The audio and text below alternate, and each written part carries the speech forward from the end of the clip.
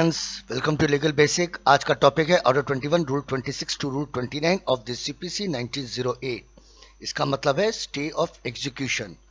Execution पे stay कैसे कैसे लग सकता है। मैंने एग्जीक्यूशन पे वीडियोस बनाए हुए हैं कि एग्जीक्यूशन का मतलब क्या होता है, डिग्री होल्डर क्या होते हैं, जजमेंट डेप्टर क्या होता है। मैंने एग्जांपल से वीडियोस बनाए हुए हैं। अगर आपको देखना, आप पिछले वाली वीडियोस को जाके रेफर कर सकते हो। चलिए शुरू करते हैं।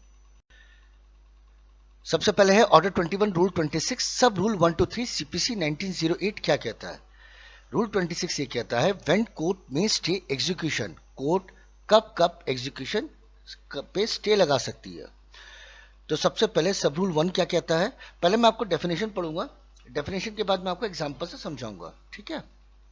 पहला definition, the court to which a decree has been sent for execution shall upon sufficient cause.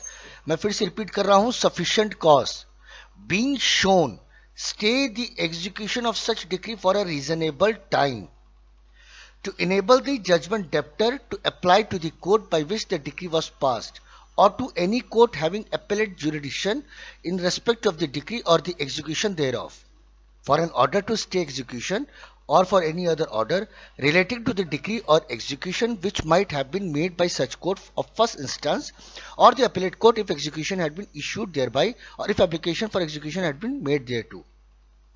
चलिए इसको पहले मैं एग्जांपल से आपको समझाता हूं। अगला स्लाइड भी एग्जांपल से ही है। देखिए, मान लीजिए जो डिक्री होल्डर है, डिक्री होल्डर कोर्ट ने जिसके फेवर में दिया है, जजमेंट डेप्टर जिसके कोर्ट के अगेंस्ट में दिया है। जब डिक्री होल्डर कोर्ट पे एग्जीक्यूशन का फाइल कर केस डालता है बी के खिलाफ, जजमेंट डेप्टर के खिलाफ, तो जजमेंट डेप्टर जो है, अगर उसके पास कोई सफिशिएंट रीजन है कि सर मेरे को 3-4 महीने का टाइम दे दीजिए, कोई इसका सफिशिएंट रीजन है, कोई सफिशिएंट कॉज है, तो कोर्ट उसमें एप्लीकेशन को स्टे लगा सकती है। But there should be some reason behind that, ऐसे नहीं।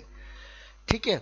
या इसको आप ऐसे सोचो कि जो जजमेंट डेप्टर है वो अपीलेट अथॉरिटी में चला गया या हाई कोर्ट पे चला गया और उसने वहां से स्टे ले लिया।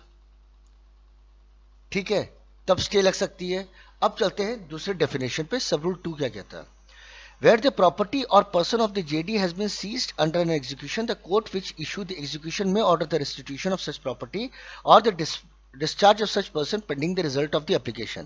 अब देखिए, ए ने एग्जीक्यूशन का केस डाल दिया, बी ने अपील पे चला गया, जो जजमेंट डेप्टर वो अपील पे चला गया कि नहीं मैं अपील पे जाऊंगा।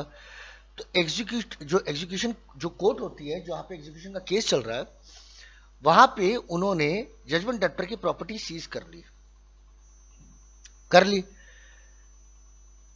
जो जजमेंट डेप्टर जो अपील पे गया हुआ है, उससे वहां से कोर्ट पे स्टे का एप्लीकेशन ले आया, ऑर्डर ले आया।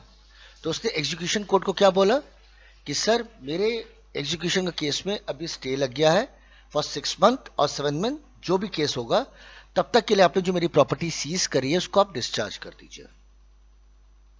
क्लियर है सब rule 2। Sub rule 3, power to require security from और impose condition from upon JD. JD का मतलब होता है जजमेंट डेप्टर।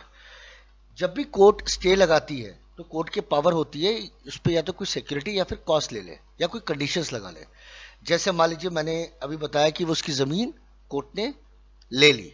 ठीक है, तो कोर्ट ने कहा कि ठीक है मैं आपकी जमीन को रिलीज कर रहा हूं, लेकिन आपको श्योरिटी देनी पड़ेगी और कंडीशन है कि 50,000 रुपये आप जमा करो, और दूसरी कंडीशन ये है कि जब तक एग्जीक्यूशन का केस खत्म नहीं हो जाता तब तक आप अपनी प्रॉपर्टी को बेचोगे नहीं। तो एक कंडीशंस हो गई। अब मैं इसको आपको एग्जांपल से समझाता हूं कि क्या है ये ऑर्डर 21 रूल 26। एग्जांपल ये देखिए, ए है डिक्री होल्डर, बी है जेडी जजमेंट डेप्टर, कोर्ट ऊपर है, और राइट हैंड साइड में आप देखोगे तो मैंने लिखा A has to recover money from B 3 lakh रुपए। ए ने एग्जीक्यूशन का केस फाइल किया कोर्ट पे। तो जो मैंने आपको पहले डेफिनेशन बताया था पिछले साइड में, उसमें क्या बोला था, कुछ रीजन होना चाहिए स्टे का। अब बी कोर्ट को यह बोलता है कि जनाब मेरे घर पे मैं ही हूं, घर पे जो मैं काम करता हूं और कोई भी नहीं काम करता। ठीक है, और मैं मानता हूं कि मुझे डिक्री होल्डर को पैसे देने हैं 3 लाख रुपए, लेकिन जनाब मेरे घर पे मेरे फादर की तबीयत बहुत खराब है, वो हॉस्पिटल में एडमिट है, जिनके इलाज के लिए मुझे पैसे चाहिए और अभी तक मैंने 2 लाख रुपए दे रखे हैं। ये रहा उनका मेडिकल सर्टिफिकेट, ये रहा बिल। मुझे सिर्फ 3-4 महीने का टाइम चाहिए, मैं 3-4 महीने में डिक्री होल्डर को पैसे दे दूंगा। तो मैं एग्जाम्पल के तौर से बता रहा हूं, तो ये एक सफिशिएंट कॉज हुआ ना कि उसके घर पे एक प्रॉब्लम है जजमेंट डेप्टर के यहाँ, तो उसने कोर्ट से गुजारिश की है कि मुझे रीजनेबल टाइम के लिए आप कोर्ट पे स्टे लगा दीजिए। फिर दूसरा हमने डेफिनेशन क्या पढ़ा था, दूसरा डेफिनेशन क्या पढ़ा था कि कोर्ट ये भी कह सकती है कि ठीक है, हमने आपकी प्रॉपर्टी को सीज किया हुआ है, जो भी है, हम आप पे कंडीशंस लगा रहे हैं कि ठीक है, हम आपको 4 महीने का टाइम दे रहे हैं, लेकिन आप 50,000 की श्योरिटी जमा कीजिए आप, और कंडीशन ये है कि हम अगर जमीन आपकी छोड़ रहा हूं तो आप उसको बेचोगे नहीं। तो ऑर्डर 21 रूल 26 यही कहता है कि स्टे तभी लगेगा जब सफिशिएंट कॉज होगा, और अगर सफिशिएंट कॉज होगा तो कोर्ट के पास पावर है कि वो कंडीशंस लगा सकता है या फिर श्योरिटी भी ले सकता है। That is order 21 rule 26। चलते हैं नेक्स्ट स्लाइड पे। ऑर्डर 21 रूल 27 सीपीसी 1908 क्या कहता है?